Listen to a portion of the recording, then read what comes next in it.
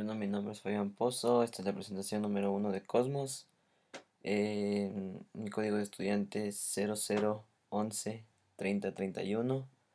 La profesora es Ana María Sevilla y yo les voy a hablar hoy sobre un libro que escribió Stephen Gould. Se llama El pulgar del panda. Y bueno, primero que nada quiero hablarles un poco sobre el autor. Em, Nació en Nueva York, en Estados Unidos, en 1941, un 10 de septiembre, y falleció no hace mucho, sino que en el 2002. Estuvo en el campo de la biología y la teoría de la evolución.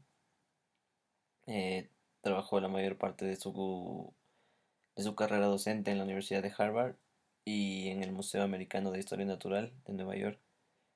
Y en los últimos años de su vida dio clases de biología y evolución en la Universidad de Nueva York.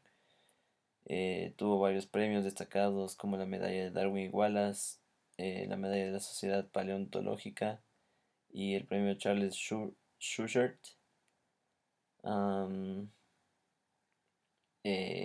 una de sus obras más importantes sobre la evolución es esta que vamos a hablar a continuación, que se llama El pulgar del panda.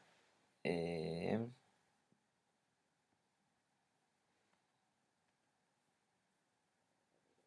el capítulo uno en este libro de Gold se llama, al igual que el título del libro, El pulgar del panda. En este capítulo Gold introduce un poco como que su ideología más o menos de la evolución, hablándonos sobre uno de los padres de este tema, que es Darwin, y un estudio que él hizo con unas flores, las orquídeas, y lo compara con un estudio de White Davis que hace sobre el pulgar del panda. Eh, bueno, primero, Gold nos muestra dos ejemplos de la evolución en el texto. Eh, Darwin y Dwight Davis estudian a las orquídeas y los pandas respectivamente, como ya mencioné anteriormente. Eh, Primero que nada, las orquídeas, eh, según Darwin, hablando de la evolución en su forma de fertilización, eh, cambiaron como que su forma de fertilización, eh, de lo que usaban anteriormente, que era la autofertilización, que esto era una mala estrategia de supervivencia a lo largo, a largo plazo, debido a que llevan los genes de un solo pariente y, y por esto estas orquídeas desarrollaron como que una atracción a los insectos, asegurando así que el polen se adheriera y fuera llevado a la siguiente orquídea con órganos sexuales femeninos. De esta forma tenían el polen que llevaba el insecto hacia la otra orquídea donde se funcionaban, y así había una fusión de los genes de los dos parientes. Eh, por otro lado está el pulgar del panda, que para los que no saben, el pulgar del panda es algo indispensable para la alimentación, aunque sus antecesores no poseían este dedo extra que tienen los pandas, que es este pulgar. Hoy permite que el panda tenga una habilidad de manipular de una forma impresionante sus alimentos, eh, a pesar de que no tener esta habilidad, sus antecesores igual tenían una habilidad increíble de manipular sus alimentos con sus patas delanteras. Eh, este pulgar del panda se ha venido desarrollando de poco a poco, ha ido creando como una especie, una articulación nueva, una callosidad que le permite sacar el bambú, destrozarlo, desmenuzarlo para que sea apto para comérselo. Em, lo más importante de este capítulo es la discusión que se genera en cuanto a si la evolución es o no es un hecho. Personalmente he hablado sobre este capítulo y yo creo que la evolución sí es un hecho, ya que varias especies se han desarrollado para poder adaptarse y mantenerse en un hábitat o en su hábitat y poder sobrevivir. Cada imperfección que cada una de estas especies, ya sea animal o vegetal, tiene, cambia para convertirse en una habilidad o en una ventaja sobre las otras especies que le permita sobrevivir. Y el hecho de este cambio es algo que crea una incógnita, y esto lleva a una investigación que finalmente permite crear una teoría, lo que es esta teoría de la evolución, y nos da vida y nos da temas de discusión hoy en día. Eh, Pasando así al siguiente capítulo, es el capítulo 4. Ah, este capítulo es titulado La selección natural del cerebro humano. En este capítulo vemos un enfrentamiento, Darwin frente a Wallace, dos estudiadores de los cambios y de la teoría de la evolución, muy importantes, ah, y muy influyentes en este tema. Se los puede ver justo en la esquina inferior derecha. Más adelante vamos a agrandar un poco la foto para poder ver un poco a los dos. Em, Creo que lo más importante de la discusión entre estos y los estudios entre estos dos eh, científicos investigadores es lo que ellos hablan y lo que ellos investigan sobre el cerebro humano, que es el tema principal de este capítulo. Y vamos a ver las distintas posiciones de Darwin y de Wallace.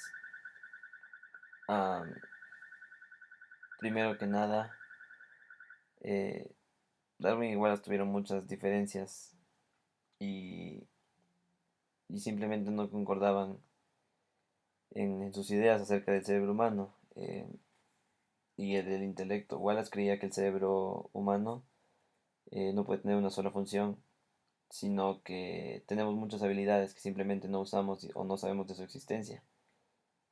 Eh, Wallace habla que en los salvajes no existía un órgano más pequeño en tamaño o un poco menos complejo, sino que simplemente existía el primitivismo por la falta de utilización de las habilidades, no porque éstas no existan, sino porque simplemente en épocas antiguas no estaban conscientes de lo que podían hacer con el cerebro. Eh, Además, habla que todos tenemos y teníamos las mismas capacidades en tiempos pasados y ahora. Simplemente no sabíamos y no podíamos darnos cuenta de estas habilidades. Por otro lado, Darwin creía que el cerebro humano va desarrollándose y haciéndose más brillante cada vez, no que ya tiene estas capacidades, sino que simplemente las va desarrollando y las va creando. No es que no las usa porque están ahí pero no las usa, sino que estas van apareciendo de poco a poco porque el cerebro va desarrollándose más y más. Rescata además que no tenemos las mismas capacidades, es totalmente contrario a la idea de Wallace. Y una de las cosas que cabe mencionar sobre Darwin es la selección sexual, que está dividida en dos tipos, que es la competencia de machos para tener acceso a las hembras y la elección por parte de las hembras. Eh, Esto es algo que no convencía de todo a Wallace, que está de acuerdo con la parte de los machos, pero no de las hembras. Está de acuerdo con la parte de la competencia que tiene todo espécimen masculino, pero no está de acuerdo en que las hembras hacen la elección. Entonces, es un motivo más de discusión entre ellos dos.